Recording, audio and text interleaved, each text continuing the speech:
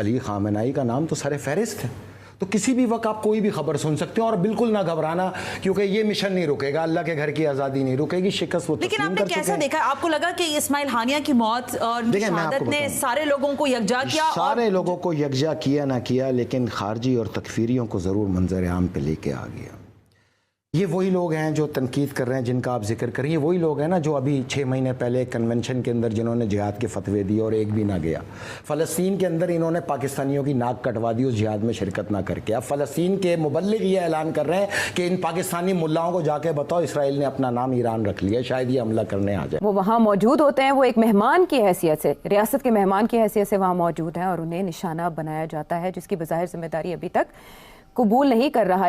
اس واقعے پر دیگر ممالک کی جانب سے بھی رد عمل سامنے آ رہا ہے. روس نے اسماعیل ہنیہ کی شہادت کو ناقابل قبول اور سیاسی قتل قرار دے دیا. یوم استحصال کشمیر کے موقع پر مسلح افواج نے مقبوضہ کشمیر کے باہمت عوام سے یکجہتی کا اظہار کیا ہے.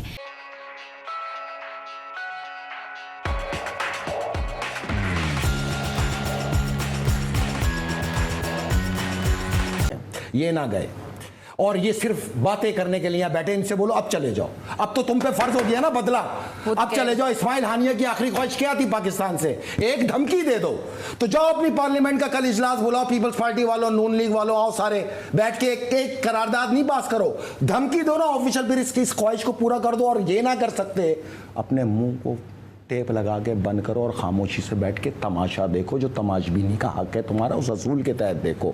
سنیں, ہم جنس پرستی الاؤ کر دی تمہارے ولی اللہ نے سعودی عرب میں, مبارک ہو تمہیں, تمہارے تو شوق ہی یہی ہیں.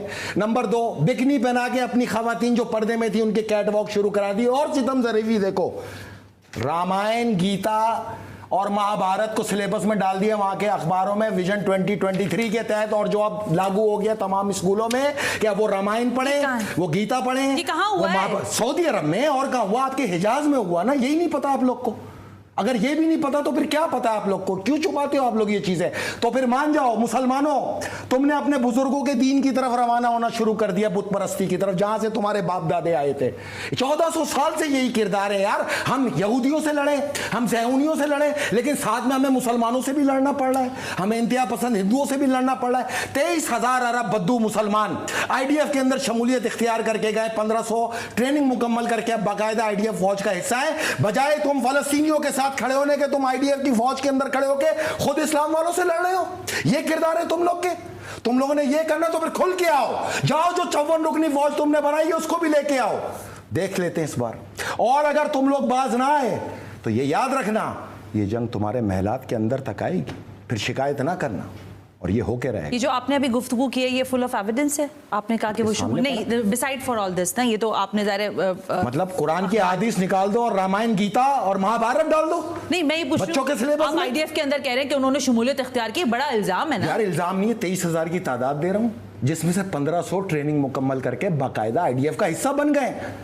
یہ مصر سے گئے, اردن سے گئے, UAE سے گئے, سعودی عرب سے گئے. سعودی عرب نے نیشنلٹی دینے کا اعلان کیا, کس مسلمان کو دی ہے؟ جتنی دی جا رہی ہے سب اسرائیل سے بھاگ کے جو یہودی آ رہے ہیں ان کو دی جا رہی ہے. ان کے لیے UAE نے بھی نیشنلٹی کھول دی, سعودی عرب نے بھی کھول دی. کسی پاکستانی کا حق نہیں جس نے تمہیں اٹھایا, بنایا, بڑھایا. تم نے کسی پاکستانی کو نیشنلٹی دی ہے آج تک؟ تم یہودیوں کو بسا کے کہ آپ خانہ کعبہ پہ قبضہ کرانا چاہتے ہو. تو تاریخ میں تو یہی لکھا ہے, تمہارا کردار ثابت کر رہا ہے کہ تم واقعی اپنے بزرگوں کے دین کی طرف چل پڑے. حسنیہ صاحب تھے نا, یہ پولیٹیکل مائنڈڈ آدمی. جی اسوہ حسینی کی تو اصل راہ انہوں نے اپنائی ہے نا, پورے خاندان کی شہادت دے کے اپنی شہادت لی ہے. خالد مشال جو ہیں وہ ایک مجاہد ہیں, ایک جنگی کمانڈر ہے.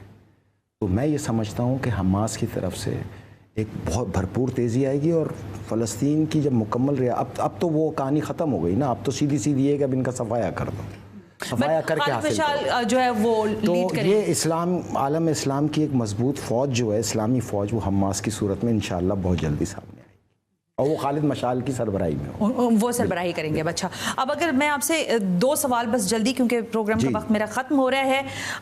کچھ خبریں ہیں کہ یہاں سے بھی جب یہ سارا کچھ معاملہ ہوا ہے تو ایک خاص قسم کے فیکٹر نے یہ کہا کہ ہم بھی وہاں پر جا کر نہ صرف یہ کہ اس جنگ کا حصہ بننا چاہتے ہیں فلسطین کے اندر, غزہ کے اندر, اور وہ پاکٹس آپ کو معلوم ہے طالبان اور دیگر اور جگہوں سے. ایک بات بتائیں, کیا اسٹیٹ آف اسرائیل نے اپنا نام اسلامی جمہوریہ پاکستان رکھا ہے؟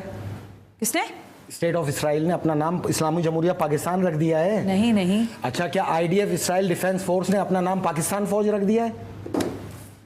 ये तालिबान सिर्फ पाकिस्तान और पाकिस्तान फौज से लड़ने के लिए बने हैं। इनका ज़हन ही यही है, भूल जाएं। तो ये जो खबरें चल रही हैं स्पेकुलेशन, अगर हाँ उन्होंने पाकिस्तान फौज रख दिया तो ये जरूर लड़ेंगे। ये सिर्फ पाकिस्तान फौज से ही लड़ सकते हैं दुनिया में। इनका दुश्मन सिर्फ पाकिस्तान ही है, इन तालिबानों ने अफगान का।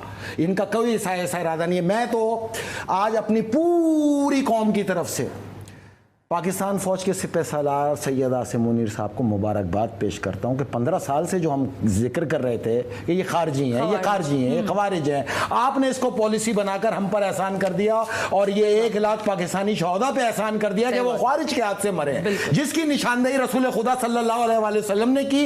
निशानी ये बताई कि बाल इनके लंबे होंगे, दाढ़ियां घनी होंगी, ऊंचे तहमत बांधेंगे, रवानी से कुरान पढ़ेंगे, कुरान इनके हलक से नहीं उतरेगा, पुष्ट से गले ज़िबा करेंगे, हम जिन्स परस्ती के शौकीन होंगे और खवातीन की खरीदो फरोख्त करेंगे। ये तमाम निशानियां इन्हीं में तो पूरी होती हैं। तो आपने आने वाली जंग जो पाकिस्तान में अब शुरू हो चुकी है उसकी सही तर्जुमानी की है कि हमने देखा बूशहरा जो पाड़ा चनार में इलाका है, वहां पर जिस नौजवान को पाड़ा चनार के पाकिस्तानी को पकड़ के ज़िबा किया गया, वो पुष्ट से ज़िबा किया गया, जो कि अब क्लिप मौजूद है। 1400 साल पहले, चलो इमाम हुसैन की शहादत भी इसी तरह हुई जब वो सजदे में थे और उनके पुष्ट से गले को ज़िबा किया गया।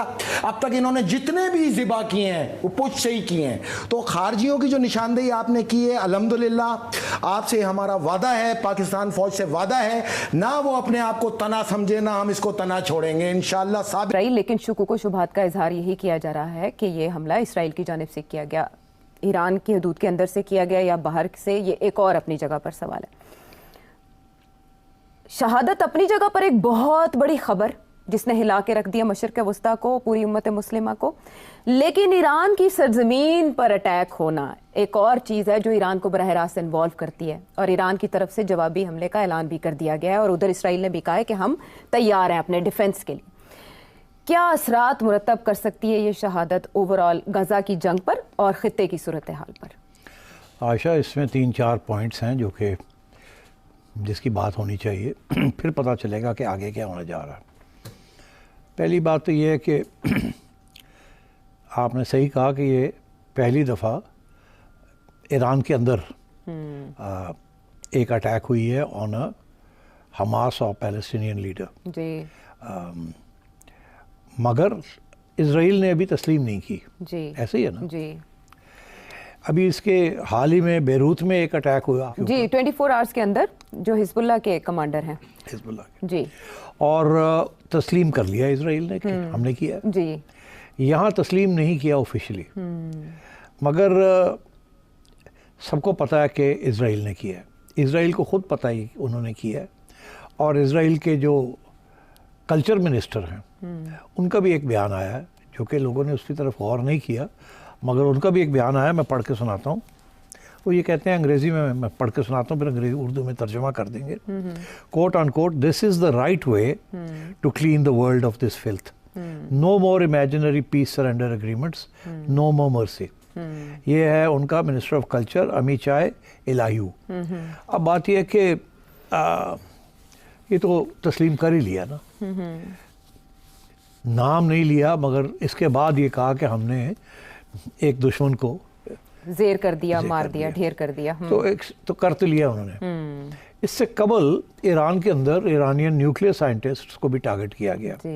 Israel has been targeting Iranian scientists, मगर कभी भी उन्होंने जिम्मेदारी नहीं ली, मगर उनको अटैक करता रहा। और सबको पता गया इनके Israel was behind those attacks.